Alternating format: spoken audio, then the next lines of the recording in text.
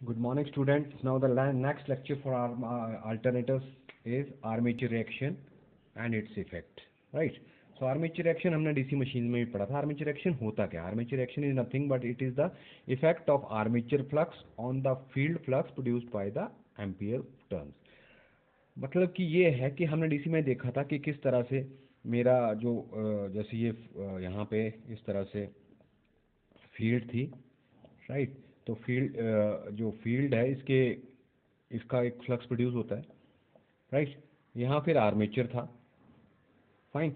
जब आर्मेचर में, अभी आर्मेचर ओपन है तो यहाँ कुछ नहीं है, लेकिन जब आर्मेचर में करंट फ्लो करेगा, राइट, या सॉरी अगर जनरेटर के केस में तो लोड ले लेते हैं, राइट. तो अगर जब इसमें से करंट फ्लो करेगा इस तरह से तो नेचुरली ये यहाँ पे करंट की डायरेक्शन ऐसी है, यहाँ पे करंट की डायरेक्शन ऐसी है.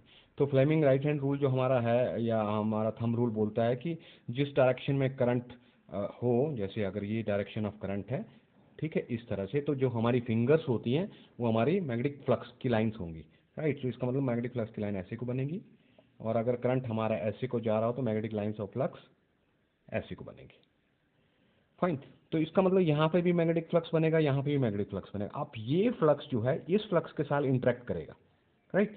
तो ये जो आर्मेचर का फ्लक्स है, ये जो मेन फील्ड के फ्लक्स के साथ इंटरेक्ट करता है और इस पे जो इफेक्ट डालता है उसको हम बोलते हैं आर्मेचर रिएक्शन, राइट.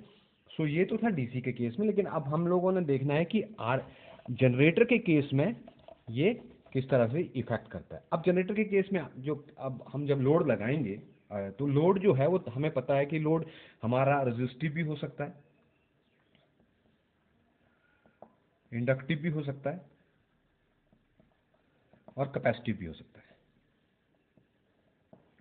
तो ये हमारे तीन तरह के लोड्स होते हैं. तो इसका मतलब जनरेटर के केस में जब हम आर्मेचर रिएक्शन को स्टडी करेंगे तो हमें ना सिर्फ क्योंकि हमारे डीसी के केस में तो रेजिस्टेंस इंडक्टेंस का कोई इफेक्ट, सॉरी इंडक्टेंस कैपेसिटेंस होती नहीं है, लेकिन यहाँ जनरेटर के केस में, इसी के केस में we have inductance as well as capacitance. तो हम जब हम लोड का ये करेंगे, आर्मेचर रिएक्शन पढ़ेंगे, तो हम देखेंगे कि अलग अलग लोड्स के लिए क्या अलग अलग क्या इफेक्ट पड़ता है. जैसे सबसे पहले हम देखते हैं फॉर यूनिटी पावर फैक्टर.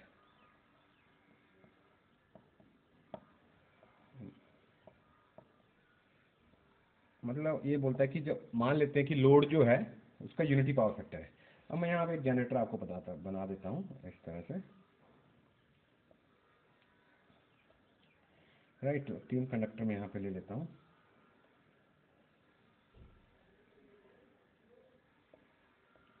तो ये मेरा R1 है और यहाँ पे मैं इसको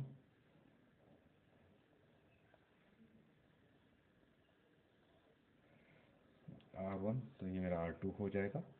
ये मेरा Y1 है तो ये Y2 हो जाएगा, और ये मेरा B1 है तो ये मेरा B2 हो जाएगा, राइट. फाइन. सो हम देखते हैं कि जो नॉर्थ पोल है और ये साउथ पोल है, ठीक है. तो जब मैं करंट दूंगा तो ऑब्वियसली मेरी साइन वेव जो है, one half it will have positive and other half it have negative. So अगर R1 में मैं क्रॉस शो कर रहा हूँ, राइट. सो ये इस तरफ के जो मेरे कंडक्टर्स होंगे उसमें क्रॉस आएगा, और साउथ पोल के अंदर जो मेरे कंडक्टर्स हैं इसमें. तो यहाँ पे अगर आप देखें, मैं R1 को अगर लेता हूँ तो यहाँ R1 पे अगर ई मैक्स हो रही है. क्यों ई मैक्स हो रही है? मतलब कि मैक्सिमम जनरेशन में शो कर रहा हूँ. क्यों? क्योंकि जो मेरा नॉर्थ पोल है यहाँ पे मैक्सिमम फ्लक्स कटिंग कर रहा है, ठीक है. सो यहाँ पे मेरा ई मैक्स है और ये मेरा आई मैक्स यहाँ पे मैं शो कर रहा हूँ, ठीक है. सो दैट मीन्स मेरा ई मैक्स और आई मैक्स जो है वो सेम पॉइंट पे जो आ रहा है. मतलब कि ये जो पोजीशन है इसी पोजीशन पे ई मैक्स भी और आई मैक्स भी है. That means both Emax and, so ये मेरी ई की वेव है, ये मेरी आई की वेव है, तो दोनों की मैक्सिमम वैल्यू जो है इस पॉइंट पे मैं शो कर रहा हूँ, राइट. लेकिन इंडक्टिव के केस में क्या होगा, ई मैक्स जो है मेरी आई जो है मेरा वो लैग करेगा, राइट. सो वहाँ पे मैं देखूंगा कि इसकी पोजीशन जो है हम लोग जो मेरी रोटर की, ये जो मेरी फील्ड की पोजीशन है, ये मेरी पोजीशन चेंज हो जाएगी जब मैं इंडक्टिव के केस में देखूंगा, फाइन. तो यहाँ पे मैं देखता हूँ, पहले मैं आपको आर्मेचर रिएक्शन का इफेक्ट बता देता हूँ, ठीक है. तो सबसे पहले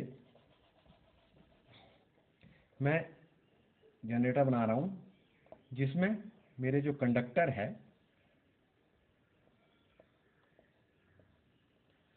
R1, Y1, B1, R2, B2, Y2, मेरे जो कंडक्टर हैं इसमें मैं शो कर रहा हूँ कि इसमें करंट नहीं है।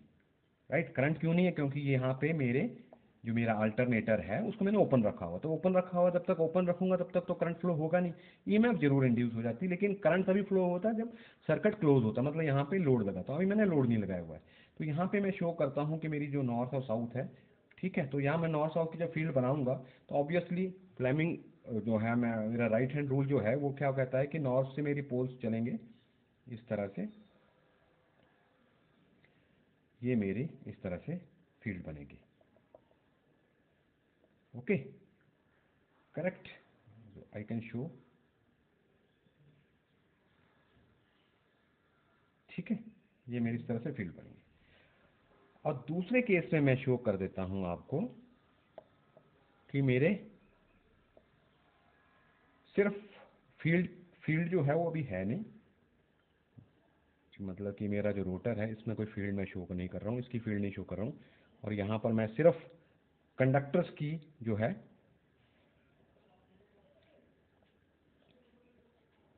ये मेरे cross cross dot dot dot. अब जो मेरा क्रॉस है, that is current is entering. Cross का मतलब क्या होता है कि करंट एंटर हो रहा है, जब करंट एंटर हो रहा है तो मेरी डायरेक्शन ऐसे को आएगी, तो मेरी जो फील्ड है वो ऐसे को बनेगी, ठीक है। तो ऐसे को बनेगी फील्ड मेरी, ऐसे को। तो इसका मैं कंबाइंड फील्ड अगर मैं बनाता हूँ तो मेरी फील्ड ऐसे को बन रही है।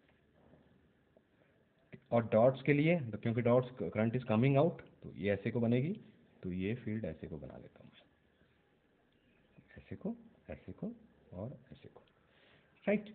सो अब क्या होगा कि जब मैं लोड लगाऊंगा अल्टरनेटर को तो मेरे आर्मेचर में करंट होगा और मेरी फील्ड में भी जो है मैग्नेटिक फील्ड भी बनेगी। तो जब दोनों को मैं कंबाइंड करता हूँ, इन दोनों चीज़ों को अगर मैं कंबाइंड करता हूँ, देखो तो एक की फील्ड मेरी ऐसे को है और दूसरी फील्ड है, तो जब दोनों को आप कंबाइंड करो तो ये फील्ड मेरी कुछ इस तरह से टिल्ट हो जाएगी।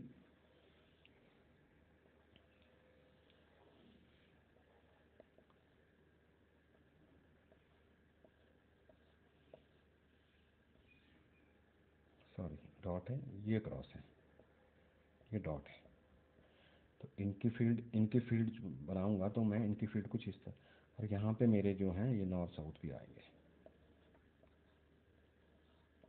तो इनकी फील्ड और इनकी फील्ड जब मैं बनाऊंगा तो आपको, तो मेरी फील्ड कुछ इस तरह से,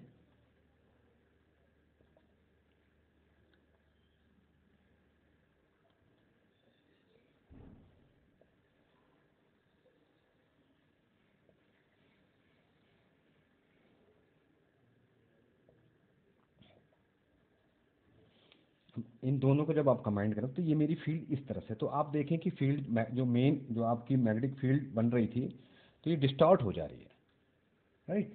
सो जो फ्लक्स डिस्ट्रीब्यूशन है वो डिस्टॉर्टेड सा फ्लक्स डिस्ट्रीब्यूशन है, fine. So this is what is armature reaction. तो अब आर्मेचर रिएक्शन ने क्या किया, आपकी जो फील्ड है, आप फ्लक्स डिस्ट्रीब्यूशन की जो फील्ड है वो आप देखें तो इस तरह से डिस्टॉर्टेड फील्ड आपको मिल रही है, right. So this is the first effect you can see when you are, ठीक है। तो अब जो है ये रिजल्टेंट एयर गैप फ्लक्स जो है डिस्ट्रीब्यूट, अजीब सा डिस्ट्रीब्यूट हो गया, आप देखें, ठीक है। So we can say the flux distribution is distorted,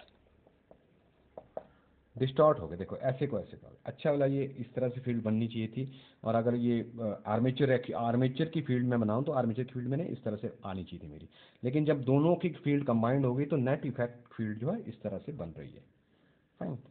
तो ये, तो that is how your flux get distorted, okay, fine.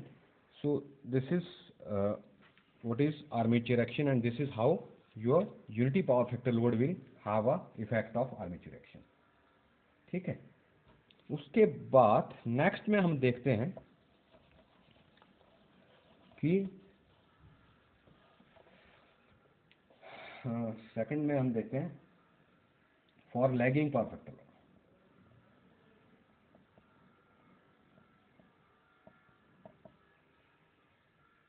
तो लैगिंग पावर फैक्टर लोड के लिए क्या होगा अगर मैं प्योरली इंडक्टिव लोड बनाता हूँ ऐसे को, तो अगर आप देखें तो इस तरह से मैं जब बनाऊंगा इसको, तो मेरा जो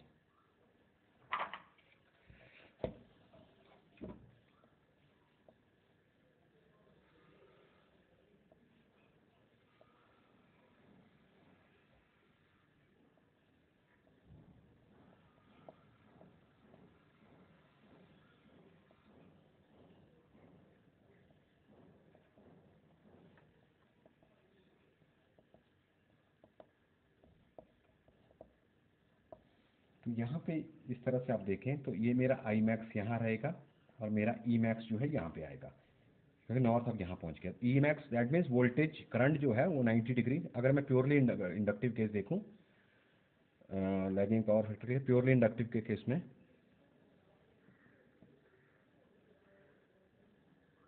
मतलब करंट ने 90 डिग्री से लैग करना है, 90 डिग्री से लैग करना है, तो यहाँ 90 डिग्री से लैग करना मीन्स अगर आई मैक्स यहाँ है तो नेचुरली ई मैक्स यहाँ होना चाहिए, इसलिए मेरा नॉर्थ पोल यहाँ पहुँच जाएगा, राइट। सो इसका जो मेरा इस तरह से है फील्ड बनेगी, जैसे कि मैंने पहले ही बताया था आपको, इस तरह से, और इसकी फील्ड जो है, इसकी फील्ड इस तरह से बनेगी। लेकिन अगर आप देखें तो नॉर्थ और साउथ इसमें जो इसकी जो फील्ड बननी है वो ऐसे को बनेगी, फाइन, ऐसे को बनेगी ना, नॉर्थ से निकलेगी और साउथ को जाएगी। तो यहाँ पे आप देखें तो मेरी फील्ड जो है वो कैंसिल हो रही है, ठीक है। तो जो आर्मेचर की जो फील्ड है वो मेन फील्ड को कैंसिल कर रहा है, उल्टी डायरेक्शन में आ रहे हैं ना, देखो ये मेरी फील्ड एक इस तरफ को आ रही है और दूसरी फील्ड मेरी इस तरफ को जा रही है, तो ये फील्ड कैंसिल हो रही है। सो जब लैगिंग पावर फैक्टर लोड होगा, और प्योरली इंडक्टिव के केस में हम लोग यहाँ शो कर रहे हैं, तो मेरा क्या हो रहा है, मेरी मेन फील्ड जो है वो वीक हो रही है, मतलब क्योंकि वो कैंसिल हो जा रही है। तो मेरी वीक, तो इसका मतलब क्या हो रहा है कि जो lagging power factor load, inductive का अगर लोडिंग आप करेंगे तो आपका जो मेन फील्ड है वो वीक हो जाएगा, और मेन फील्ड वीक होने का मतलब है कि आपका ईएमएफ जो है, राइट, उस पर इफेक्ट पड़ेगा। सिमिलरली कैपेसिटिव लोड में क्या होगा, देखो